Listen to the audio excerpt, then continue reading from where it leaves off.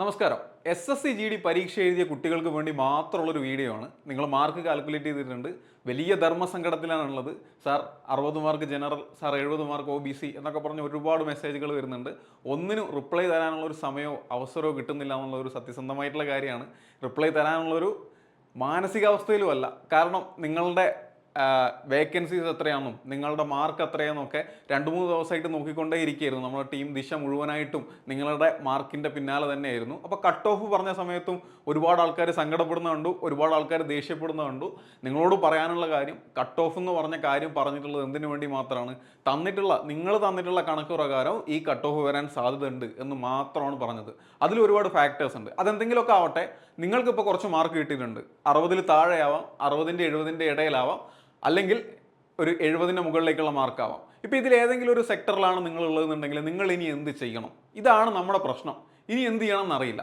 അപ്പോൾ അങ്ങനെ ഒരു പ്രതിസന്ധിയിൽ നിൽക്കുന്ന ആളാണ് നിങ്ങളെന്നുണ്ടെങ്കിൽ തീർച്ചയായിട്ടും ഈ വീഡിയോ കാണാം. ഈ വീഡിയോ കാണുമ്പോൾ നിങ്ങൾക്ക് ഏറ്റവും പ്രധാനപ്പെട്ട ഒരു സൊല്യൂഷൻ, അതിലേക്ക് തന്നെയാണ് പോകുന്നത്. ആ ഒരു സൊല്യൂഷനിലേക്ക് നിങ്ങൾ എത്തും. ഓക്കെ, അതിനു മുമ്പ് നിങ്ങളോട് 1-2 കണക്കുകൾ പറയാനുണ്ട്. ഈ കണക്കുകൾ നിങ്ങളെ കൂടുതൽ ടെൻഷൻ അടിപ്പിക്കുന്ന ഒരു കണക്കാണ്. അപ്പോൾ ടെൻഷൻ അടിപ്പിക്കും എന്ന് പറയുമ്പോൾ നിങ്ങൾ കാണാതിരിക്കരുത്, തീർച്ചയായിട്ടും കാണണം. നിങ്ങളെ ഭാവിയെ ബാധിക്കുന്ന ഒരു കാര്യം തന്നെയാണ് പറയുന്നത്. ഓക്കെ, അപ്പോൾ നേരെ വീഡിയോയിൻ്റെ കണ്ടന്റിലേക്ക് പോവാണ്. കൂടുതലായിട്ടൊന്നും പറയുന്നില്ല. ഓക്കെ, ടെൻഡേറ്റീവ് വേക്കൻസി, അതായത് നിങ്ങൾക്ക് ഇത്തവണ 26,000-ഓളം വേക്കൻസിയാണ് ഓൾ ഇന്ത്യയിൽ SSC-GDക്ക് ഉണ്ടായിരുന്നത്. അതിൽ തന്നെ കേരളത്തിൽ നിങ്ങൾ കേരളത്തിൻ്റെ വേക്കൻസിയുടെ PDF അവൈലബിൾ ആണ്. ആ PDF എടുത്തു നോക്കി കഴിഞ്ഞാൽ 702 വേക്കൻസിയാണ് കേരളത്തിൽ മൊത്തം ഉള്ളത്. അതായത് ജനറൽ എന്ന് പറയുന്ന ഏരിയയിൽ, ജനറൽ എന്ന് പറഞ്ഞാൽ കാറ്റഗറി അല്ല, ഏരിയ, നമ്മളെ നെക്സൽ ഏരിയ, ജനറൽ ഏരിയ ഉണ്ട്. അതിൽ ജനറൽ ഏരിയയിൽ 348 വേക്കൻസിയും നെക്സൽ ഏരിയയിൽ 354 വേക്കൻസിയാണ് ഉള്ളത്. ഏതാണ്ട് ഒരേപോലെ തന്നെയാണ്. അപ്പോൾ കഴിഞ്ഞ വർഷം ഇതിനേക്കാൾ കൂടുതൽ, ഏതാണ്ട് ഇതിൻ്റെ ഇരട്ടിയോളം വേക്കൻസികൾ ഉണ്ടായിരുന്നു. ഈ വർഷമാണ് വേക്കൻസീസ് പകുതിയായിട്ട് കുറഞ്ഞിട്ടുള്ളത്. അത് നമ്മളെ ടോട്ടൽ വേക്കൻസി ആണെങ്കിലും പകുതിയായിട്ട് കുറഞ്ഞിട്ടുണ്ട്. ഇത് നമ്മളെ നെഗറ്റീവായിട്ട് ബാധിക്കുന്ന ഒരു പ്രധാനപ്പെട്ട കാര്യമാണ്. ഇതിൽ തന്നെ ഇനിയും പ്രശ്നമുണ്ട്. ഇനിയുള്ള പ്രശ്നമാണ് ഏറ്റവും വലിയ പ്രശ്നം. ഞാൻ കാണിച്ചു തരാം. നമ്മളെ ദിശ അക്കാദമി എന്ത് ചെയ്തിട്ടുണ്ടായിരുന്നു? നിങ്ങളുടെ കട്ട് ഓഫ് കാൽക്കുലേറ്റ് ചെയ്യാൻ വേണ്ടിയിട്ട് നിങ്ങളുടെ മാർക്കുകൾ ചോദിച്ചിട്ടുണ്ടായിരുന്നു. അങ്ങനെ ഒരുപാട് ആളുകൾ, 1200-ഓളം ആളുകൾ എന്ത് ചെയ്തിട്ടുണ്ട്? മാർക്ക് തന്നിട്ടുണ്ട്. അതിൽ ഏറ്റവും കൂടുതൽ ഞങ്ങൾ ക്രോസ് ചെക്ക് ചെയ്തിട്ട് ശരിയാണ്, കറക്റ്റാണ് എന്ന് മനസ്സിലാക്കിയ ഒരു 700-800-ഓളം മാർക്കുകളുണ്ട്. മറ്റേ മാർക്കുകളെ പറ്റി നമുക്ക് കൃത്യമായിട്ട് അറിയില്ല. അതായത് തന്നിട്ടുള്ള ഡാറ്റ കറക്റ്റാണോ അതോ ആളുകൾ വെറുതെ എൻ്റർ ചെയ്താണോ എന്നുള്ളത് നമ്മൾ ക്രോസ് ചെക്ക് ചെയ്തില്ല. ഇവിടെ ഞാൻ പറഞ്ഞില്ലേ ടോട്ടൽ ഒരു 702 വേക്കൻസി ഉണ്ട് എന്ന്. അപ്പോൾ ഞങ്ങൾ വെറുതെ 702 ആളുകളുടെ എടുത്തിട്ട് നമുക്ക് പരിചയമുള്ള ആളുകളുടെയും അതുപോലെ തന്നെ നമ്മളെ കുട്ടികളുടെയും എല്ലാവരുടെയും ക്രോസ് ചെക്ക് ചെയ്ത് നോക്കിയിട്ട് കറക്റ്റാണ് എന്ന് മനസ്സിലായ ഒരു 700-ഓളം ആളുകളുടെ മാർക്ക് റേഞ്ച് ഒന്ന് നോക്കി. ഇപ്പോൾ ഈ മാർക്ക് റേഞ്ചിൽ എവിടെയെങ്കിലും നിങ്ങൾ ഉണ്ടോ നോക്കുക. ഞാൻ പറയുന്ന മാർക്ക് <60. ആ <60-ൽ ഒരു 320 ആളുകളുണ്ട്. നിങ്ങളെ മാർക്ക് 60-ൽ കുറവാണെങ്കിൽ നമ്മളൊരു 700 ആളെ എടുത്തു കഴിഞ്ഞാൽ അത് ഒരു 320 ആളിൽ നിങ്ങളുണ്ടാവും. 60-ൽ കുറവായിട്ടുള്ള ഒരു 320 ആളുകളിൽ നിങ്ങളൊരാളാണ്. ഇനി ബിറ്റ്വീൻ 60 ആൻഡ് 70 ഒരു 173 ആളുകളുണ്ട്. അതായത് 700 ആളുകൾ എടുക്കുമ്പോൾ ഒരു 200-ന് ആളുകൾ എവിടെയുണ്ട്? ബിറ്റ്വീൻ 60 ആൻഡ് 70 ഉണ്ട്. ഇവിടെയോ 70 മാർക്സ് ഓർ എബവ് 226 ആളുകളുണ്ട്. ഇവിടെയാണ് നിങ്ങൾ ശ്രദ്ധിക്കേണ്ടത്. ദിശ അക്കാദമിയുടെ ഒരു കണക്ക് പ്രകാരം, ഞങ്ങളുടെ ഒരു കണക്ക് കൂട്ടൽ പ്രകാരം 70-ന് മുകളിലാവും കട്ട് ഓഫ് എന്ന് പറഞ്ഞിട്ടുണ്ടായിരുന്നു. അത് എന്ത് വന്നതിന് ശേഷമാണ്? നോർമലൈസേഷൻ വന്നതിന് ശേഷമാണ്. നോർമലൈസേഷൻ ഞാൻ പറഞ്ഞിട്ടുണ്ട്, 40-50 ഒന്നും നോർമലൈസേഷൻ പ്രതീക്ഷിച്ചിരിക്കരുത്. ചെറിയ നോർമലൈസേഷനുകൾ തന്നെ ഉണ്ടാവുള്ളൂ. അപ്പോൾ അതൊക്കെ വന്നു കഴിഞ്ഞാൽ ഈ 70 മാർക്കിന് മുകളിലുള്ള ആളുകൾക്കാണ് ഏറ്റവും കൂടുതൽ എന്തുള്ളത്? സാധ്യതയുള്ളത്. 226 ആളുകൾ അവിടെ തന്നെ ഉണ്ട്. നിങ്ങൾ ആലോചിക്കണം, ദിശയ്ക്ക് തന്നിട്ടുള്ള, ദിശയുടെ ഗൂഗിൾ ഫോമിൽ ഫില്ല് ചെയ്തിട്ടുള്ള 226 ആൾക്കാർക്ക് 70-ൽ കൂടുതൽ മാർക്കുണ്ട്. ആകെ മൊത്തം 700 വേക്കൻസീസ് ആണ് എവിടെ? കേരളത്തിലുള്ളത്. അപ്പം നിങ്ങളെ മാർക്ക് കുറവാണെങ്കിൽ എത്രത്തോളം നിങ്ങൾ ടെൻഷൻ അടിക്കണം എന്നുള്ള കാര്യം തന്നെ ഞാൻ പറയുന്നത്. നിങ്ങൾ ടെൻഷൻ അടിക്കുക തന്നെ വേണം. ദിശയ്ക്ക് തന്നിട്ടുള്ള ഗൂഗിൾ ഫോമിൽ 226 ആൾക്കാർക്ക് 70-ൽ മുകളിൽ മാർക്ക് ഉണ്ടെങ്കിൽ നിങ്ങൾ പിന്നെ നോർമലൈസേഷൻ നോക്കിയിരുന്നിട്ട് കാര്യമുണ്ടോ എന്നൊരു ചോദ്യമുണ്ട്. അതൊരു വലിയ പ്രശ്നമല്ലേ? ഇത്ര ആൾക്കാർ നമുക്ക് തന്നെ തന്നിട്ടുണ്ട്. അപ്പോൾ ഇത് നമുക്ക് വേണ്ടിയിട്ട് തരാത്ത, അല്ലെങ്കിൽ നമ്മളുടെ ഗൂഗിൾ ഫോമിൽ മാർക്ക് ഫില്ല് ചെയ്യാത്ത ഒരുപാട് ആളുകൾ പുറത്തുണ്ട്. അവരെയും കൂടെ കൂട്ടിക്കഴിഞ്ഞാൽ ഇത് എത്രയാവും? ഈ നമ്പർ എത്രയാവും?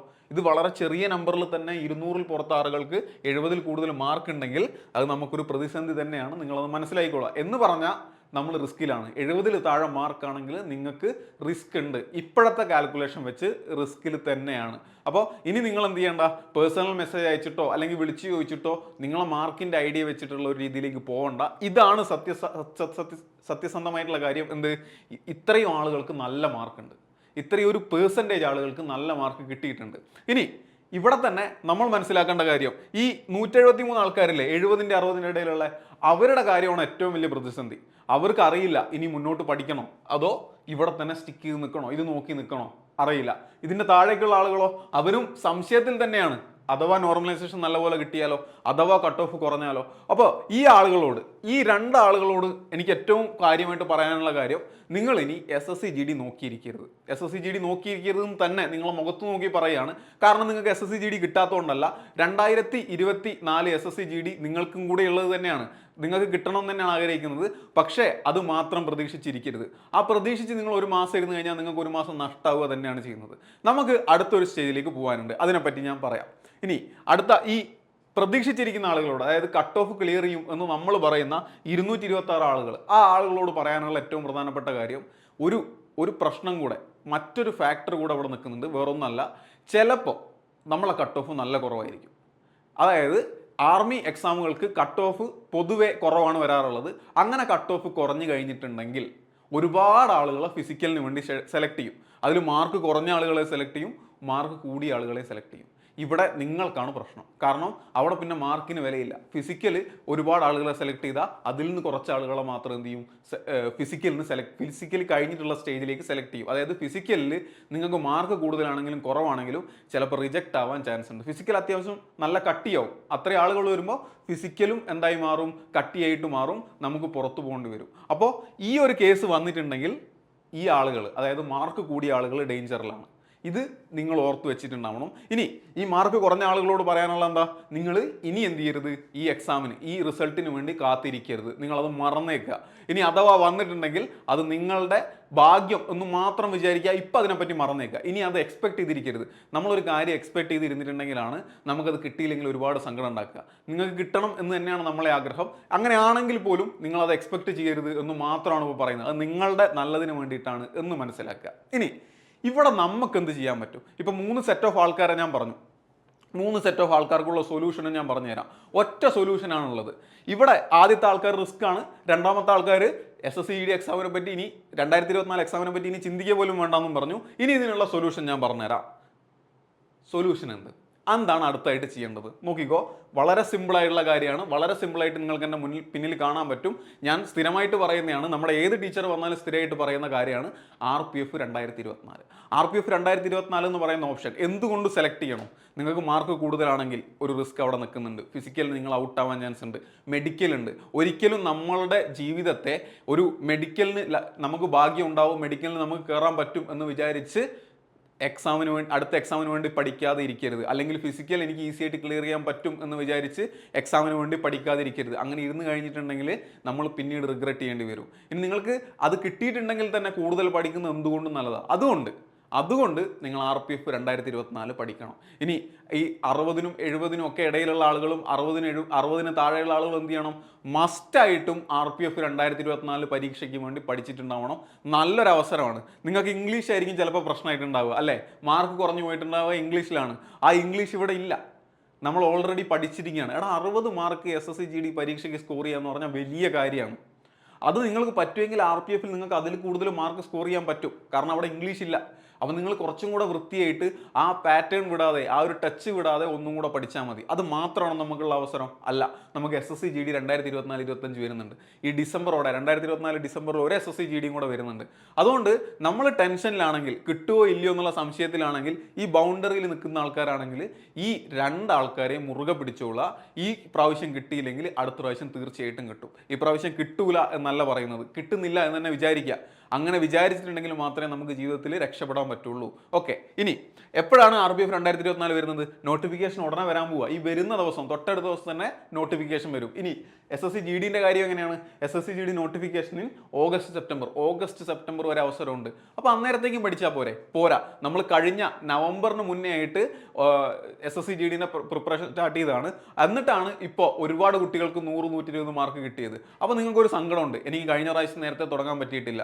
അങ്ങനെയാണെങ്കിൽ ഈ പ്രാവശ്യം നമ്മൾ ഇന്ന് തന്നെ എത്രയും പെട്ടെന്ന് തന്നെ തുടങ്ങണം. ഇനി എങ്ങനെ ഇതൊക്കെ പഠിക്കും? ഇതൊക്കെ പഠിക്കണം എന്നറിയാം, ഇതൊക്കെ എവിടെ നിന്ന് പഠിക്കണം എന്നറിയില്ല, എത്ര ഫീസ് കൊടുത്ത് പഠിക്കണം, എവിടെ പോയി പഠിക്കണം, ഒക്കെ ഭയങ്കര പ്രശ്നമാണ്. ഇപ്പോൾ ഫീസിൻ്റെ കാര്യത്തിലൊക്കെ എല്ലാവർക്കും ഭയങ്കര ടെൻഷനാണ്. അല്ലെങ്കിൽ നിങ്ങൾ ഫീസ് കൊടുത്തു കഴിഞ്ഞാൽ നിങ്ങൾക്ക് കൃത്യമായുള്ള കണ്ടന്റ് കിട്ടും എന്നുള്ളത് അറിയാനൊക്കെ നിങ്ങൾക്ക് ടെൻഷനാണെങ്കിൽ അതിനുള്ള ഏറ്റവും വലിയ സൊല്യൂഷൻ വേറൊന്നുമല്ല, ദിശ അക്കാദമി തന്നെയാണ്. അതിനൊക്കെ മുമ്പായിട്ട് വലിയൊരു കാര്യം പറയാനുണ്ട്. അപ്പോൾ ഞാൻ ഇതിൻ്റെ ഇടയിൽ കൂടെ ഒരു കാര്യം പറയാണ്. ദിശ അക്കാദമി വലിയൊരു കാര്യം പ്ലാൻ ചെയ്യുകയാണ്. കേരളത്തിലുള്ള മുഴുവൻ ഉദ്യോഗാർത്ഥികൾക്കും വേണ്ടിയിട്ട്, നിങ്ങൾക്കറിയാം PSC ഒക്കെ പഠിക്കുന്ന ഉദ്യോഗാർത്ഥികൾ എവിടെയൊക്കെ പോയാണ് സമരം ചെയ്യുന്നതെന്ന്, അവർക്കൊക്കെ എത്രത്തോളം അവസരങ്ങൾ കുറവാണെന്നുള്ളത് നമ്മൾ മനസ്സിലാക്കണം.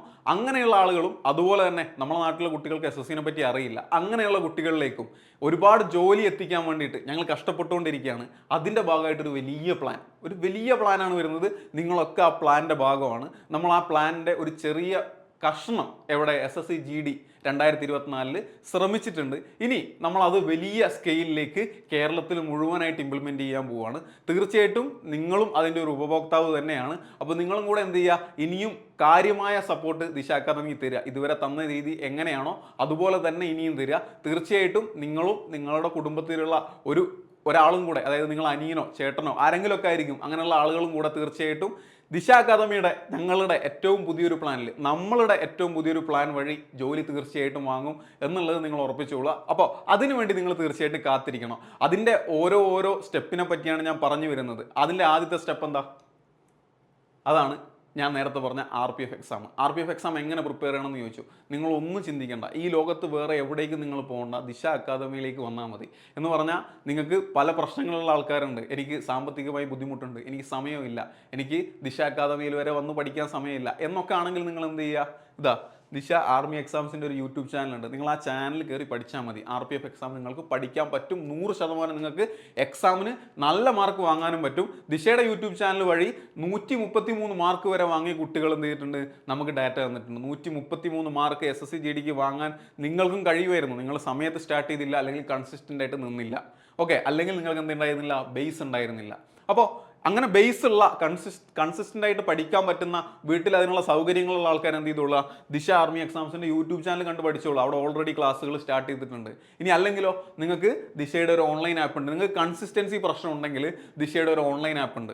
ആ ആപ്പ് നിങ്ങളെ കവർ ചെയ്യും. നിങ്ങൾക്ക് എന്ത് ബുദ്ധിമുട്ടുണ്ടെങ്കിലും തീർച്ചയായിട്ടും ആ ആപ്പിലുള്ള ക്ലാസ്സുകൾ നിങ്ങൾ എന്ത് ചെയ്തോളും, രക്ഷിച്ചോളും. നിങ്ങൾക്ക് ഈ പറയുന്നത് പോലെയുള്ള ഒരു മികച്ച മാർക്കിലേക്ക് എത്താൻ പറ്റും. ഇനി നിങ്ങൾക്ക് ഇതൊക്കെ പ്രശ്നമാണെങ്കിൽ എവിടേക്ക് വരിക, ഓഫ്ലൈൻ ക്ലാസ്സുകളിലേക്ക് വരിക. ഓഫ്ലൈൻ അക്കാദമികളിൽ ഞങ്ങൾ നിങ്ങളെ കാത്തിരിക്കുന്നുണ്ട്. നിങ്ങളെ പഠിപ്പിച്ചിട്ടേ വിടുള്ളൂ, നിങ്ങൾക്ക് മാർക്ക് വാങ്ങി തന്നിട്ടേ വിടുള്ളൂ. ഇപ്പോൾ കഴിഞ്ഞ GD എക്സാമിന് ഒരുപാട് കുട്ടികൾക്ക് നല്ല മാർക്ക് കിട്ടിയത് ഓഫ്ലൈൻ സെൻറ്ററുകളിൽ നിന്നാണ്. അപ്പോൾ അതിൽ കുറച്ച് ആളുകൾക്ക് തന്നെ കിട്ടാത്തുണ്ട്. അവരെല്ലാവരും 2025 എക്സാമിന് വേണ്ടിയിട്ട് ഇപ്പോഴേ തയ്യാറായിക്കൊണ്ടിരിക്കുകയാണ്. അവരെല്ലാവരെയും ഞങ്ങൾ ഒന്നുകൂടെ എക്സാമിന് ഇരുത്താൻ വേണ്ടി പോവുകയാണ്. ഓക്കെ, അപ്പോൾ ആ കൂട്ടത്തിൽ നിങ്ങളും ഉണ്ടാവണം. നിങ്ങൾക്കും ആ ഒരു എക്സാമിൽ തന്നെ ക്ലിയർ ചെയ്ത് പോകാൻ പറ്റണം എന്നുള്ളതാണ് പറയാനുള്ളത്. RPF എക്സാമിൻ്റെ കാര്യത്തിൽ നിങ്ങൾ ഒരു തരത്തിലും ടെൻഷൻ അടിക്കരുത്. അപ്പോൾ മാർക്ക് കുറവാണെങ്കിലും കൂടുതലാണെങ്കിലും ഇനി എന്ത് ചെയ്യണം എന്ന ചോദ്യത്തിന് ഒറ്റ ഉത്തരവേ ഉള്ളൂ, പഠിക്കുക. ദിശ അക്കാദമിയുടെ ഭാഗമായിട്ട് നിന്ന് തന്നെ പഠിക്കുക. GD എക്സാമിലും വേറൊന്നും സംഭവിക്കാനില്ല. SSC GD 2024-25 എക്സാമിനും ഇപ്പോഴേ പഠിച്ചു തുടങ്ങിക്കോഴാം. ഇപ്പോൾ പഠിച്ചു തുടങ്ങിയാൽ നമുക്ക് സെഞ്ചുറി അടിക്കാം. ഞാൻ അന്ന് പറഞ്ഞതാണ്, സെഞ്ചുറി അടിക്കാം. ഒരുപാട് ആൾക്കാർ സെഞ്ചുറി അടിച്ചു. അപ്പോൾ ഇനിയും നിങ്ങൾക്ക് എന്ത് ചെയ്യണം, സെഞ്ചുറി അടിക്കാൻ പറ്റണം. കഴിഞ്ഞ തവണ നേരത്തെ തുടങ്ങാൻ പറ്റാത്ത ആൾക്കാർ ഇത്തവണ തന്നെ തുടങ്ങിക്കോളുക. അവിടെയും നമ്മളെ ദിശ ആർമി എക്സാമിൻ്റെ യൂട്യൂബ് ചാനലുണ്ട്, ദിശേൻ്റെ യൂട്യൂബ് ചാനൽ നിങ്ങളിപ്പോൾ കണ്ടുകൊണ്ടിരിക്കുന്ന യൂട്യൂബ് ചാനലുണ്ട്. പിന്നെ ദിശയുടെ ഓൺലൈൻ ആപ്പ് ഉണ്ട്. ഓൺലൈൻ ആപ്പിൽ ഉടനെ തന്നെ കോഴ്സുകൾ സ്റ്റാർട്ട് ചെയ്യും. ഓൺലൈൻ ആപ്പുകൾ ഉപയോഗിച്ച കുട്ടികളോട് നിങ്ങൾ അഭിപ്രായം ചോദിക്കണം കേട്ടോ. അവർ വളരെ നല്ല അഭിപ്രായം പറഞ്ഞിട്ടുള്ളത്. അവരോട് നിങ്ങൾ നേരിട്ട് ചോദിക്കുക. ഇപ്പോൾ ദിശ അക്കാദമിയുടെ ഒരു മെൻറ്റർ അല്ലെങ്കിൽ ഒരു ഒരു ഫാക്കൽറ്റി നിങ്ങളോട് ഈ കാര്യം പറയുമ്പോൾ നിങ്ങൾ തീർച്ചയായിട്ടും വിചാരിക്കുക എന്താ നമ്മൾ പ്രൊമോഷൻ ചെയ്യാമെന്ന. പക്ഷെ അങ്ങനല്ല.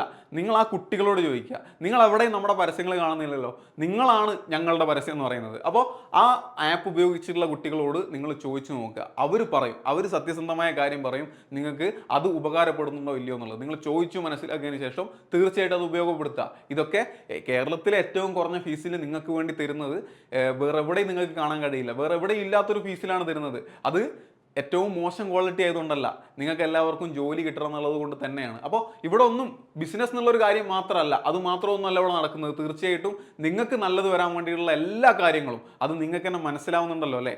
ഞാനിത് വീണ്ടും വീണ്ടും പറയുന്നത്, ഒരുപാട് നെഗറ്റീവ് കമൻറ്റുകൾ വരുന്നുണ്ട്. നിങ്ങളൊക്കെ എല്ലാം കച്ചവടം ചെയ്യുന്ന ആൾക്കാരല്ലേ. എന്നാണ് ഞങ്ങൾ കച്ചവടം ചെയ്യുന്നത്? ഞങ്ങളെ ഏറ്റവും വിലപ്പെട്ട സമയം, ഇപ്പോൾ ഓരോരുത്തർക്ക് അവരവരുടെ സമയം എത്രത്തോളം വിലപ്പെട്ടതാണ്, ആ വിലപ്പെട്ട സമയം വരെ നിങ്ങൾക്ക് ഏറ്റവും സൗജന്യമായിട്ടുള്ള യൂട്യൂബ് ക്ലാസ്സുകൾ എടുത്തു തരാൻ വേണ്ടിയിട്ടല്ലേ ചെയ്യുന്നത്. അപ്പോൾ അവിടെ നിങ്ങൾ കച്ചവടമാണ് എന്ന് പറയുമ്പോൾ സത്യസന്ധമായിട്ട് പറയുകയാണെങ്കിൽ വലിയ സങ്കടമുണ്ട്. എന്നിരുന്നാൽ പോലും അതൊന്നും മൈൻഡ് ചെയ്യാതെ ഒരുപാട് കുട്ടികൾ രക്ഷപ്പെടും എന്നുള്ളത് കൊണ്ടാണ് തന്നെയാണ് പിന്നെയും പിന്നെയും അത് തന്നെ ചെയ്തുകൊണ്ടിരിക്കുന്നത്. അപ്പോൾ അതിൻ്റെ ഭാഗമായിട്ട് നിന്നിട്ട് നിങ്ങൾ എന്ത് ചെയ്യുക, വൃത്തിയായിട്ട് പഠിച്ചോളുക. അപ്പോൾ ഇനി ഒരു ചോദ്യമില്ല, ഇനി എന്ത് ചെയ്യും എന്നുള്ളൊരു ചോദ്യമില്ല. ഇനി RPF 2024 SSC/GD 2025 വേണ്ടി പഠിച്ചോളുക. വേറെ ഒന്നും ചിന്തിക്കേണ്ട.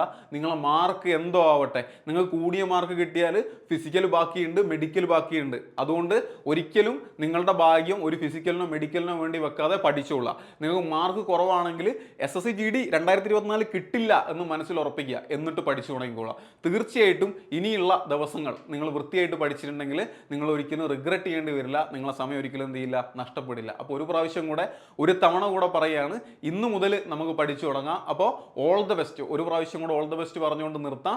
അടുത്ത GD യിലും അടുത്ത RPF ലും സെഞ്ചുറി അടിക്കുമ്പോൾ കാണാം.